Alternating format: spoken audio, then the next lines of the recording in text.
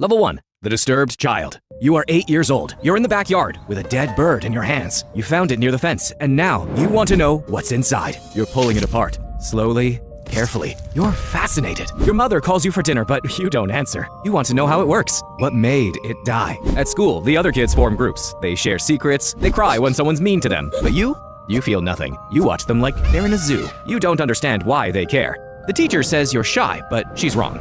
You're not afraid. You just don't see the point. You think about the bird. You want to feel death again. Level 2. The Isolated Teenager. You're 16 now. The violent thoughts won't stop. They're getting worse. You don't just think about death anymore. You think about flesh, about cutting it, about what it would taste like. This isn't normal curiosity, but you can't stop.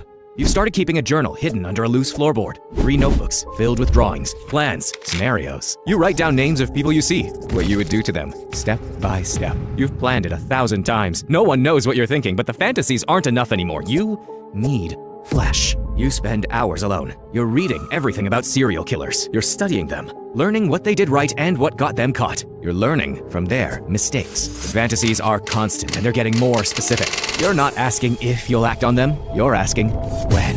A part of you is also thinking about a darker question. You're thinking, what will the flesh taste like?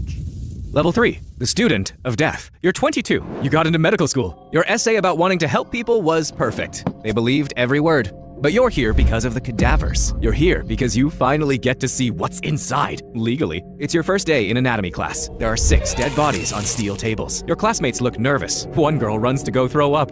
You don't feel sick though. You feel excited. You hide it, but inside, you're buzzing. You volunteer for every dissection. You stay late. Your professor thinks you're passionate about surgery. He's impressed. If only he knew why. You spend hours cutting, peeling back layers, studying, memorizing, preparing. But it's not enough. These bodies are already dead, cold, preserved. They don't bleed the way living bodies bleed. You're learning anatomy, but you want to understand the process. You need to see the exact moment when life becomes death. You go home exhausted every night, but you can't sleep.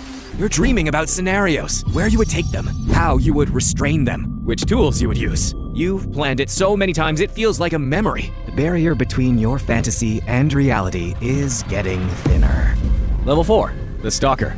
You've chosen her, Emily, a nurse at the hospital. She works the night shift. She's 28, lives alone. You know because you followed her home every night for the past 3 weeks. You know her routine. She leaves work at 7, stops at the coffee shop, always orders the same thing. She drives a blue Honda Civic and parks in the back of her building. No cameras. You checked. You've been inside her apartment. She works night shifts after all. You wore gloves and went in through the back window. You walked through her rooms. You stood in her bedroom for 10 minutes, just dreaming about her. You left everything exactly how you found it. You've mapped everything. The route, the alley, the blind spot where the streetlight is burnt out. Your neighbors go to bed at 8. Nobody's going to hear a thing. You have the tools ready. Rope, duct tape, plastic covers, they're in your trunk. You've set the date. Tomorrow, Saturday night.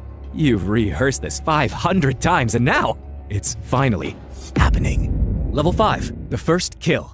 You're in the alley. It's 2 in the morning and you've been waiting 40 minutes. Your heart is pounding. Her car pulls in at 2:47 a.m. You grab her from behind. She's fighting, but she's stronger than you thought, clawing at your arms, attempting to escape. Your plan didn't account for this. It's messy, chaotic, difficult. You panic and you use the knife, and she goes limp. You drag her to the car, throw her in the trunk. You're breathing so hard you might pass out. You drive to the storage unit, rented under a fake name. What happens next takes hours.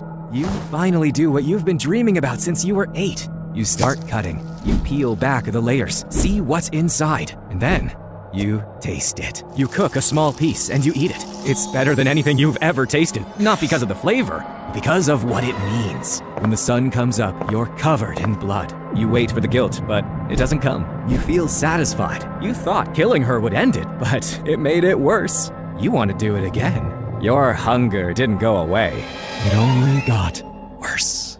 Level 6. The Refined Killer. 3 months later, you kill again, a homeless man. No one will miss him. He follows you to your car, trusting, desperate. You take him to an abandoned warehouse. You do it faster this time, cleaner. The second kill is nothing like the first. No panic, just execution. You keep a piece, a finger, preserve it in a jar, hide it behind a false panel. This is your trophy. 3 months later, your next victim is an addict. You're refining your technique. You know which cuts to make, which parts taste better, and how long meat stays fresh. You have a system. You hunt every 3 to 4 months. You choose carefully. People who, if they go missing, Nobody will notice. People who won't be reported missing right away. You change locations, dispose of bodies in different ways. You're careful and invisible. Your life looks normal. You finished medical school. You're now officially a doctor. You're dating a girl named Emma. She's a nurse, and she thinks you're kind.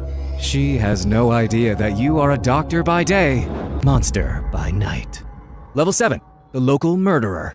You're 31. You're a renowned doctor. You have your own practice. You see hundreds of patients every day. You prescribe the medications, and you save lives. That's what everyone thinks. But you're using your job to hunt. Your patients trust you completely. They're alone. They have no family. The elderly man with no children. The veteran with PTSD who's lonely. The woman with cancer who's given up. They are society's forgotten people. You're meant to help them, but instead, you're eating them. You've claimed 21 victims, 21 people who came to you for help, 21 souls who trusted you with their life. When they die, you sign the death certificates. Natural causes, heart failure. No one questions you. You're hiding in plain sight. You have a deep freezer now. Emma thinks you're a meal prep enthusiast. She's never looked inside. If she did, she'd find vacuum-sealed packages, carefully labeled, different cuts, different people.